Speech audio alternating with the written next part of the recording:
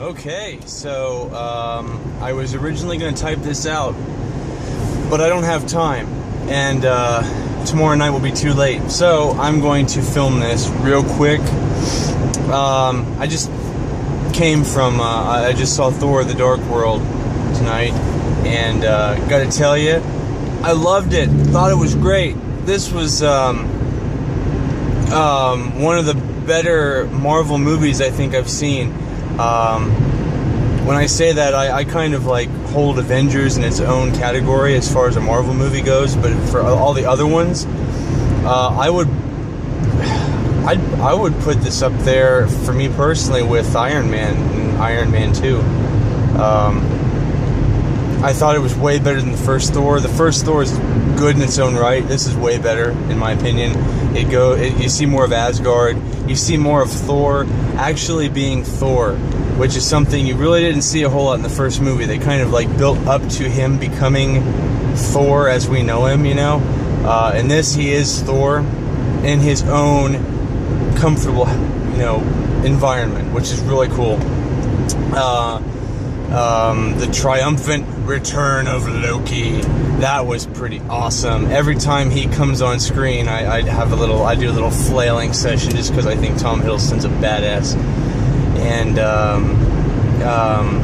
he gets caught, of course, and then he's in jail, and then some bad shit goes down that Thor needs his help, so he breaks him out.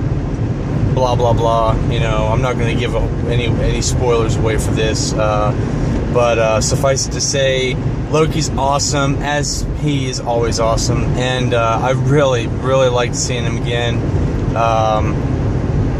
Kind of on Thor's level this time. He's not really he's a villain, but he's not a villain like he was in Avengers. It's a little bit different. Kind of role for him.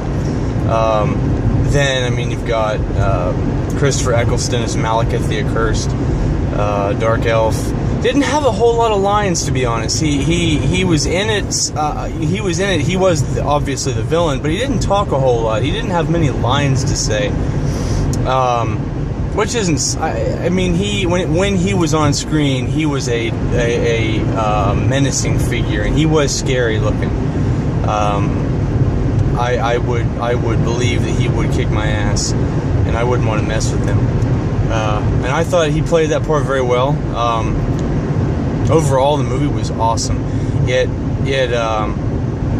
makes up 110% for the shining turd that was Iron Man 3. I don't even know if you can call it a shining turd. It was just a turd. I didn't like Iron Man 3. Iron Man 3 sucked. I know some of you probably like, a lot of you like the movie. I am one of the people that despised it. I detested that movie. I thought it was terrible. Let me down immensely. Thor: The Dark World did not let me down at all. I thought it was really good. There are a really good Stan Lee cameo, which is great. I thought he had a really good cameo in this. You have another cameo, which I will not tell you because I'm not going to spoil it for you, obviously.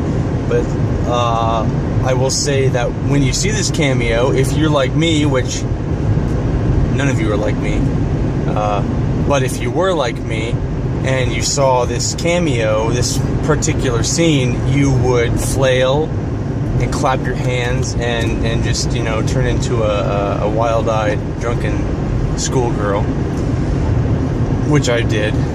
I have no shame. I do not regret telling you this. I'm comfortable with myself. That was cool. The first after-credit scene was really cool.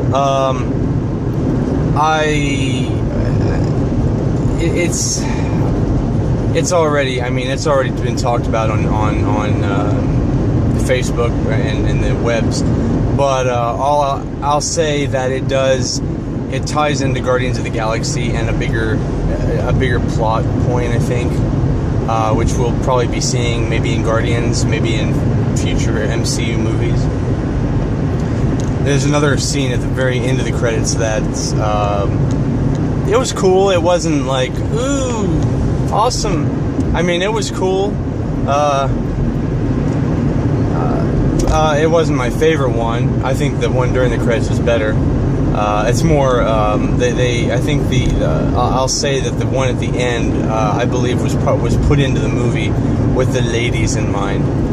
So, I'll say that much. You get to see Dr. Selvig again. He's batshit crazy.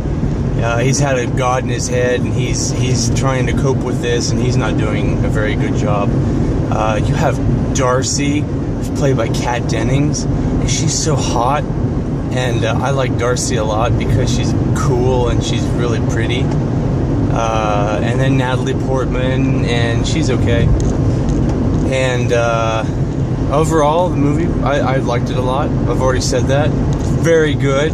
I know Jason's going to post his own video, his 5-minute rambling, which actually, I've actually gone over 5 minutes talking my little ramble, so I'm gonna stop this right now, but his will probably be more in depth than mine. Again, I was not going to video this. I'm not even going to properly edit this. I'm just gonna, as soon as I get home, I'm driving home now, I'm just gonna get it off my phone and slap it up on YouTube, and you guys can do whatever you want with it tomorrow when you watch it. So yeah, overall, I will give Thor: The Dark World, I will give it an A-. I think that's a fair grade. I will give it 4 out of 5 stars. And I will probably be going to see this again within the next couple weeks. Maybe twice, we'll see. More than likely just once more. Because I've got to save my money for The Hobbit, Desolation of Smaug. Tickets go on sale in 2 weeks. I'll see that on IMAX 3D, and I'm really excited because it's going to be so awesome. You get to see Smaug and that stuff. So, yes, Thor: The Dark World. Go see it. Why the hell are you still sitting there watching this fucking video? Get off your asses and go see it right now. Okay. Goodbye, everybody.